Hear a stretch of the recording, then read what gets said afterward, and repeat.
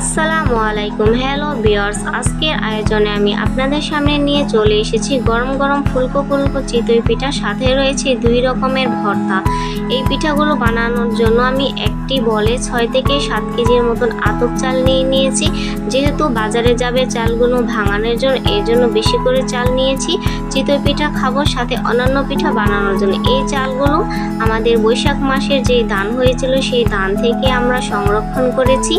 এখন এই চালগুলোকে আমার শাশুড়ি মা একটি কুড়ার সাহায্যে চাল থেকে কুড়াগুলোকে এক্সট্রা করে নিচ্ছে। তারপর ঝেড়ে নেওয়ার পর চালগুলো দেখতে ঠিক এরকম হয়েছে, অনেকটাই সুন্দর। একটা চালও আমাদের ভাঙেনি। সম্পূর্ণ চাল আমরা ঝেড়ে নিয়েছি কুলার সাহায্যে। এখন এই চালগুলোকে একটা পাতিলার মধ্যে নিয়ে নিয়েছি।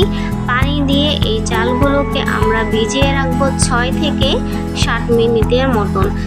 যেহেতু এগুলো নতুন চাল, তাই এগুলোকে বেশিক্ষণ ভিজিয়ে রাখা যাবে না। বেশিক্ষণ ভিজিয়ে রাখলে চালগুলো ভাঙাতে অসুবিধা হবে। এভাবে করে চালগুলোকে আমরা ধুয়ে নিচ্ছি। 2 থেকে 3 বারের মতন চালগুলোকে আমরা ভালোভাবে পরিষ্কার পানি দিয়ে ধুয়ে নিয়েছি। তারপর চালগুলোকে আমরা এভাবে পানি ঝরানোর জন্য উপর করে রেখেছি। তারপর আমি চালগুলোকে একটি বাজারের ব্যাগে ভরে দিয়েছি। আমার শ্বশুর বাজার থেকে এই চালগুলোকে গুঁড়ি বানিয়ে নিয়ে আসবে। অবশেষে চালগুলোকে গুঁড়ি করে নিয়ে এসেছে বাজার থেকে। দেখতেই পাচ্ছেন গুঁড়িগুলো কত সুন্দর, সাদা ধবধবে এবং অনেকটাই সফট এবং মিহি ছিল। তারপর সেই গুঁড়োগুলোকে আমার শাশুড়ি মা ঠান্ডা পানির সাহায্যে একটু হালকা নরমভাবে ঘনভাবে মেখে রেখেছে। এভাবে করে আধা ঘন্টার মতন মেখে রাখতে হবে, তাহলে পিঠাগুলো পারফেক্টভাবে বানানো যাবে।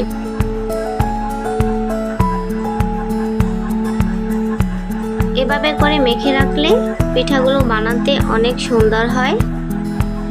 যেহেতু আমরা পিঠা খাবো, তাই পিঠা বানানোর জন্য কিছু ভর্তার আইটেম করেছিলাম। এর মধ্যে আমরা শুটকি ভর্তা বানানোর জন্য শুটকি নিয়েছি, আর নিয়েছি কিছুটা পরিমাণে শুকনা মরিচ। এখন আমি শুকনা মরিচগুলোকে ভেজে নিচ্ছি। মরিচগুলোকে হালকা তাপে আস্তে আস্তে ভাজতে হবে। শুটকি ভর্তার মরিচ বেশি ভাজা যায় না, হালকাই ভাজতে হয়। এর জন্য আমি একটু পরিমাণ তেল দিয়েছি। তেল দিয়ে দিলে মরিচটা ভাজতে সুবিধা হয় এবং তাড়াতাড়ি হয়ে যায়। মরিচগুলোকে হালকাভাবে ভেজে নিয়েছি। এখন আমি শুটকিগুলোকে ভেজে নিব।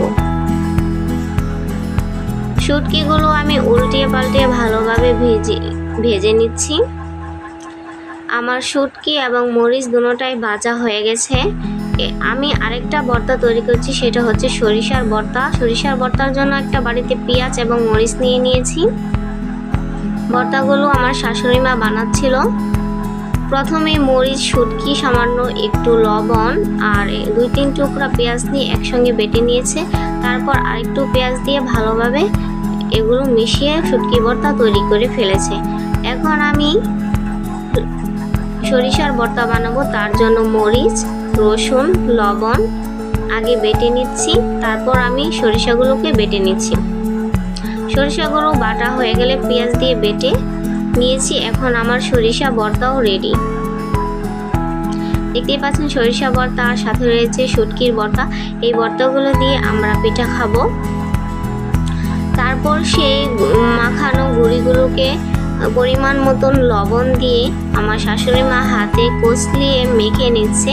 একটু ভালোভাবে হাতে 2 থেকে 3 মিনিটের মতন কষলিয়ে নিতে হবে। তারপরে হালকা গরম পানি দিয়ে গুঁড়িগুলোকে তৈরি করতে হবে। আবারও হাতের সাহায্যে আমার শাশুড়ি মা গুঁড়োগুলোকে হাতে কষলিয়ে মেখে নিচ্ছে। আমার পিঠা তৈরির জন্য গোলা একদম রেডি। তারপর চুলায় আমি একটা তাওয়া বসিয়ে দিয়েছিলাম। তাওয়ার মধ্যে আমার শাশুড়ি মা এখন পিঠা দিয়ে দিচ্ছে। পিঠাটা তারপর ঢাকনা দিয়ে ঢেকে দিয়েছে। আমার পিঠা তৈরি হয়ে গেছে। দেখেন পিঠাগুলো কত সুন্দর ফুলকো হয়েছে।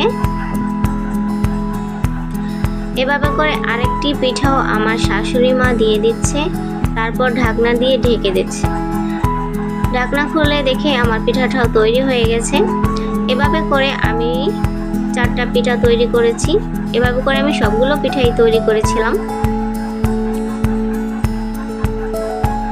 পিঠার সাথে রয়েছে শুটকির ভর্তা আর তারপর রয়েছে সরিষার ভর্তা। আমার পিঠা বানানো আপনাদের কাছে যদি ভালো লেগে থাকে তাহলে অবশ্যই আমার চ্যানেলটা সাবস্ক্রাইব করবেন। দেখেন পিঠাগুলো কত সুন্দর মচমচে হয়েছে। কারা কারা এই চিতই পিঠার সাথে ভর্তা খেতে পছন্দ করেন অবশ্যই আমাকে কমেন্ট করে জানাবেন। আমার ভিডিওটা দেখে যদি ভালো লাগে তাহলে আমার চ্যানেলটা অবশ্যই সাবস্ক্রাইব করে দিবেন।